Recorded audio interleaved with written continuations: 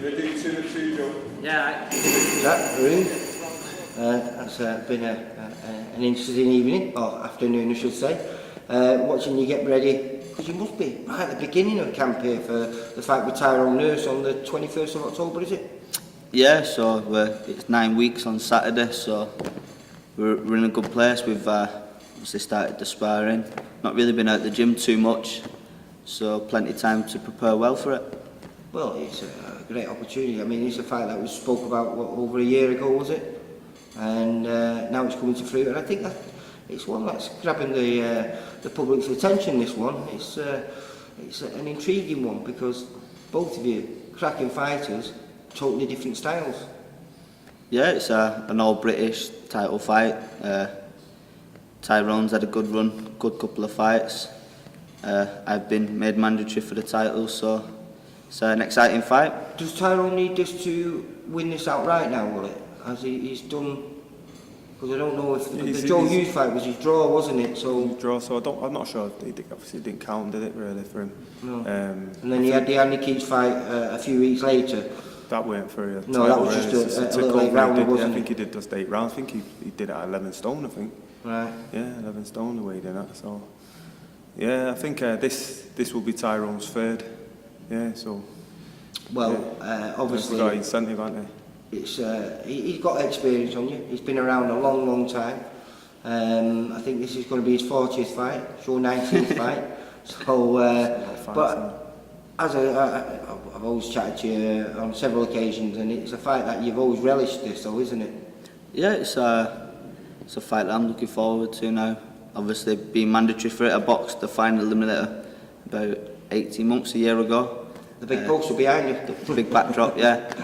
And a few things happened where the fight couldn't be made, so but now we're in position to get it on, so I'm looking forward to taking his title. Yeah, there's been a bit of bad blood, hasn't there? A few bad words been said, not so much about yourself, but Chris, Tyrone's dad, was a bit annoyed with you, and he seems to be... He's annoyed with everyone though, isn't he? He's an angry man. He probably looks in the mirror in the morning and gets annoyed at himself. You know what I mean? You know. But no, this is it's an absolute cracking fight, and I know you're probably not going to enjoy me saying this, but I think it's a 50-50 fight. You know, I know if the best Tyrone Nurse turns up, you know, and plays his A game, then he can win the fight. But if the best Jack Catterall turns up and plays his A game, you can win the fight. Yeah. So it's one of those. It's very rare that you get a 50-50 fight like this at this stage, isn't it? When's the last time you seen a good Tyrone? Tyler Goodjohn? Probably, but I mean, when he fought Tommy Coyle, you know, there was bits of that where he was he nicks around, and when you watch him, and you listen to them, what they're talking in the corner. I sat right behind him in the Joe Hughes fight, and you listen to them, and you listen to what's going on, and for me, it's like they'll nick around. You try and find that way to go round for round until he gets right to the end. You know what I mean? If he can't deter somebody and he's on his back foot, he'll come with his trickery, and they'll make themselves awkward and pinch, and before you know it, he's done 12 rounds and sort of decision. You know what I mean? And he cut it fine with Joe Hughes. He cut it real fine. That, you know, it was divided, that one. Yeah. You know, some fought Tyrone by 2, some fought Joe Hughes by 2, by 1, and then some people I agree with the draw. You know what I mean? I wouldn't say, you know, he turned around and had every excuse to say, I was flat today, I was this, I was that. But really, Joe Hughes, you can't take that credit away from him. You know, he's pretty much like a one-armed fighter. You know what I mean? And he had Tyrone's number in the blueprint, and I think Joe stepped off the gas a bit round 6, 7, 8 and let Tyrone sneak back in. But until then, he was on him. Well, I think that's Tyrone's problem. Sometimes he switches off in fights. You know, you can be cruising a fight and then he'll switch off and allow the other person to get into the fight. And you know, I've always heard good things about you, Jack. You know, I speak to Danny Wright, who sparred both yourself, and he's worked a lot with Tyrone. And I was always saying, I always felt like sometimes you were a little bit... It's the first time I got a chance to watch you close there, and I was really impressed because I used to think it's a little bit one pace, but you're not. You're very economical. You don't waste anything, and then when you do let go, you do explode, and you're really quick, and you've got a ridiculously long reach for a short guy. Yeah, I like to think when I'm in the ring, a few people have said, oh, he's one pace, but I believe that's a lot down to timing. Timing beats speed, and you might think he's been one pace there, he looks one pace, but when you're in the ring with somebody, it's totally different. Well, that's what I was trying to say before, because Danny Wright said to me, you are unbelievably hard to hit clean.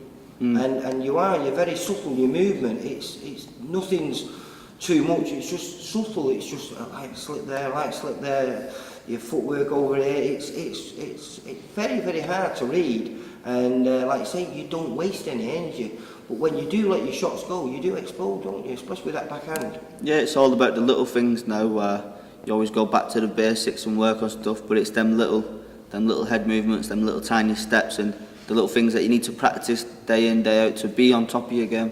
We was just talking before, and you said, you know, when you went over to Mayweather's gym, was that like 2 years ago now, was it? More, probably 3. Yeah. And did you pick up anything up from there? Because obviously he's one of the masters of that game, isn't he? Yeah, all the time. I think you could say that about any gym you go to, even if it's just a gym up the road. When you go into a different gym and you watch other fighters, you're in different environments, you're always eyes and ears open, and you can learn no matter where you are. And you feel this is your time now, you're 24, 100%. you're coming into your peak, are you?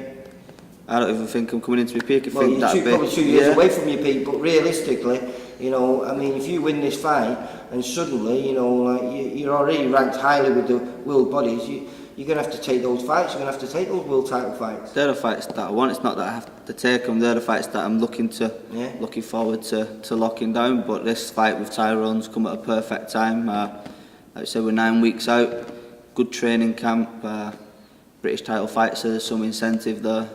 I'm looking forward to it. Right, well, I know I'm looking forward to it. So it's going to be in Leeds, is it? So you're going to his back garden. Yeah, into the Lions Den. October the 21st. Yeah. And I think Josh Warrington is fighting on that show, isn't he? With you? Yeah, Josh Warrington will be on he's topping the bill, I think. I'm not sure who else is on the there should have undercard. been a press conference today, shouldn't they, announcing all that, but it's got pulled, so we'll find out, I presume, in the next couple of weeks. But as I know both of you, I'll have to just say, may the best man win. Nice one. Nice one. All right, Jack. Thank you. Take care. Bye-bye.